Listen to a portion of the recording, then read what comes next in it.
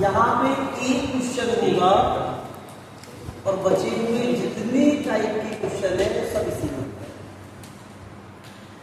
आई बात समझ। हम एक फॉर्मूला लिखेंगे, वही फॉर्मूला सब में लगना है। क्वेश्चन की लैंग्वेज थोड़ी थोड़ी बदलेगी तो हमें समझ में, ठीक है। जैसे ये क्वेश्चन सामने आपको दिख रहा है छठवां पद, तो कभी वो क्या कहेगा कि इस सीरीज का छठवां पद निकालिए, चौथा पद निकालिए, पांचवा पद निकालिए। तो हमें इसे पूरा एक्सपेंड करने की जरूरत नहीं है, पूरा विस्तार पूर्वक लिखने की जरूरत नहीं। देखो अभी तक हम लोग क्या करते आए हैं, क्वेश्चन दिया है हम लोग पूरा विस्तार करते। हम अगर पूरा विस्तार करें तो जैसे ये 10 पावर है, कितने पद आएंगे? 11। फिर उसमें से छठवां पद हम ढूंढ सकते हैं। लेकिन एक दूसरा तरीका है जिससे हम सिर्फ छठवां पद निकालें, ठीक है। एक क्वेश्चन और बनेगा, मध्य पद निकालिए, वो भी इसी टाइप से ही करना है। फिर वो कहेगा वो वाला टर्म निकालिए जिसका कोएफिशिएंट इतना है, या वो कहेगा कि वो वाला टर्म निकालिए जिसमें x की पावर 12 है, 10 है, कुछ भी कहेगा वो वाला पद निकालिए। तो सब कुछ एक ही फॉर्मूले से मिलेगा, ठीक है। तो फॉर्मूला क्या है? PR+1 इक्वल, PR+1 का मतलब हुआ R+1वां टर्म या R+1वां पद, ठीक है। फॉर्मूले का मतलब क्या हुआ? R+1वां पद, जैसे इसकी छठवां लिखा तो ये हुआ R+1वां।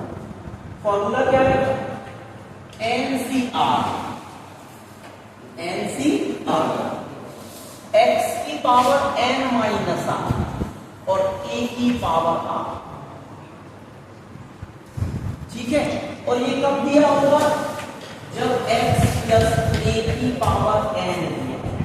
हमें बाइनोमियल में ये दिया होगा और कहेगा कि R+1वां पद निकालिए, तो फॉर्मूला ये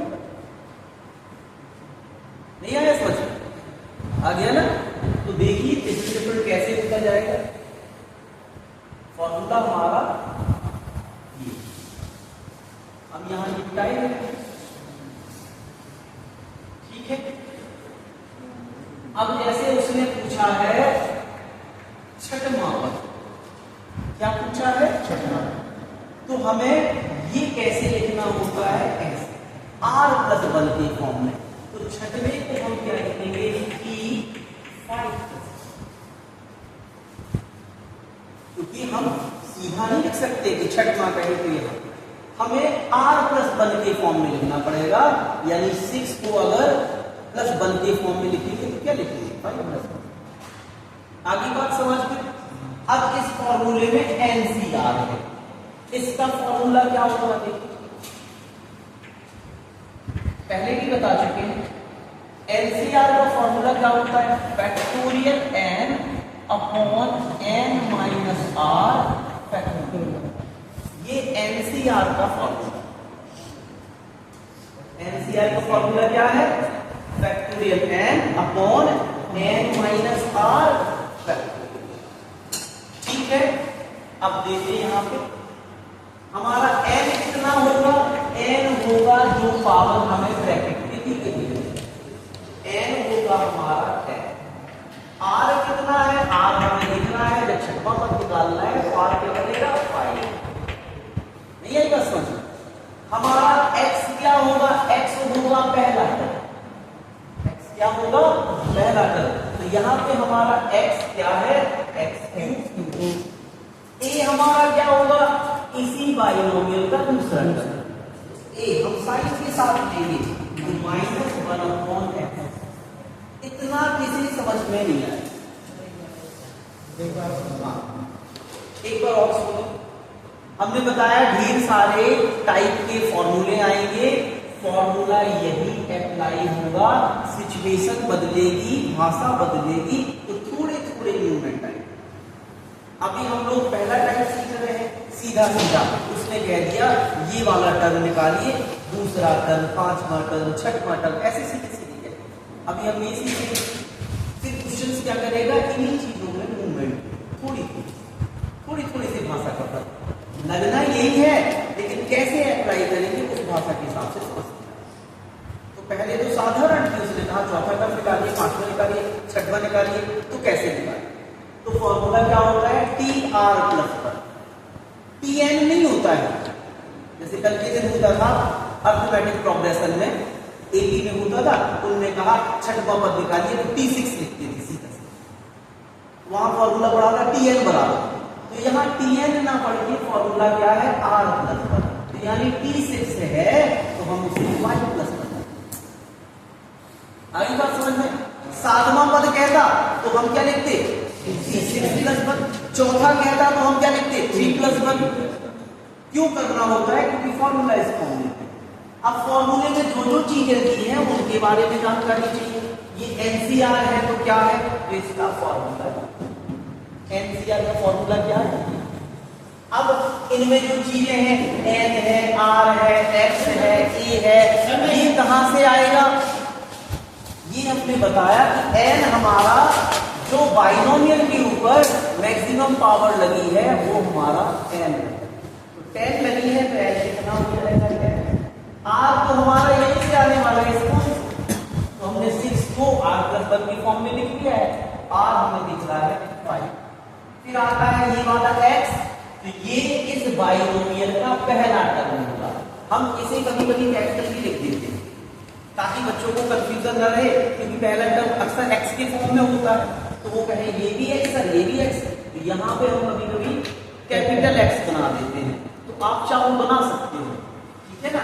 आपको यहाँ स्मॉल एक्स में लिखना है तो आप इसको कैपिटल एक्स, तो यहाँ पे हो जाएगा कैपिटल एक्स, क्या दिया है, एक्स पहला टर्म, और ए क्या है हमारा दूसरा टर्म, तो हमें प्लस में फॉर्मूला दिया होता है, हमने अभी फॉर्मूला लिखा था ना, ये हो तब ये होगा, तो यहाँ पे प्लस का होता है, तो ये हमें साइन भी चाहिए, क्लियर हुआ।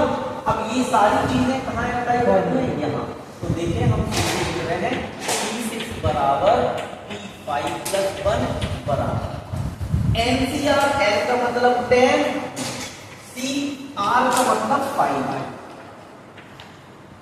ठीक है। एक्स, एक्स का मतलब एक्स क्यूब, तो हम यहां लिखेंगे एक्स क्यूब, पावर क्या है n माइनस आर, यानी 10 माइनस 5, ठीक है। फिर ए का मतलब ये है, ए का मतलब है -1 एक्स स्क्वायर, पावर कितनी है, पावर है आर, आर हमारा कितना है 5, तो यहां आ जाएगा। अब बस सिंप्लीफाई करना है, ये हो जाएगा फैक्टोरियल 10 अपॉन फैक्टोरियल 10 माइनस 5 और फैक्टोरियल 1, यही है, ठीक है। इसको जब पावर की, अच्छा पहले तो घटा लेते हैं, तो एक्स क्यूब 10 में से 5 जाएगा तो क्या बचेगा 5। यहां ये क्या है, विषम घात, माइनस बाहर आएगा, विषम घात है तो माइनस बाहर, सम घात है तो माइनस गायब हो जाता है, तो यहां बाहर आएगा तो हम यहां लगाएंगे सबसे आगे, ठीक है। और ये बल का पावर 5 है तो बना ही होगा, और एक्स स्क्वायर तो यहां 5 है, क्लियर। अब सिंप्लीफाई करना है, ठीक है। अब यहां देखा करें, 10 में से 5 गया तो 5 बचेगा, हमें इन दोनों फैक्टोरियल में देखना है, जो बड़ा फैक्टोरियल है इसे उस तक डिसेंडिंग लिखना है, यहां तो दोनों 5 आने वाले, क्या हो रहा है, क्यों बॉटल बार बार कर रहे हैं, तो किसकी हो रही है, तो 10 बार बताया, फिर हमारा मूड भी ऐसे चला जाता है पढ़ाने से। भाई पढ़ाई तब तक होती है जब तक आपको पढ़ना है, और आप ना पढ़ना चाहें तो सामने वाला नहीं पढ़ा सकता, और टीचर का मूड खराब किया तो फिर वो उतना अच्छा थोड़ी पढ़ाएगा। सिंप्लीफाई करना है, हम इसको 10 से लेके 1 तक ले जा सकते हैं, लेकिन इतना बड़ा नहीं करना है। इन दोनों ब्रैकेट में, ये दोनों फैक्टोरियल में जो बड़ा हो, इसे हमें वहां तक ले जाना है। तो ये भी 5 है, ये भी 5 ही आने वाला है, तो इसे हम 5 तक ले जाए। तो देखिए क्या है, -10 गुणे 9 गुणे 8 गुणे 7 गुणे 6 गुणे फैक्टोरियल 5 जो फैक्टोरियल 5 तक जोड़ते हैं। ये 10 में से 5 गया तो क्या बचा, फैक्टोरियल 5। इस वाले को खोल देना है, तो क्या हो जाएगा, 5 गुणे 4 गुणे 3 गुणे 2 गुणे 1। इसको ले जाओ ऊपर। ये हमने क्यों रोका था, क्योंकि इससे ये कट जाए। अब इसे भी 1 तक ले जाते, इसे भी 1 तक ले जाते तो जगह तो चाहिए, तो हमने थोड़ा सा सॉल्व कर दिया। इसे हमने कहां तक डिसेंडिंग खोला, फैक्टोरियल 5 तक, क्योंकि यहां तक जाए। ठीक है, अब देखें, ये है पावर के ऊपर पावर होती है, तो पावर उसका क्या हो जाता है, गुणा हो जाता है।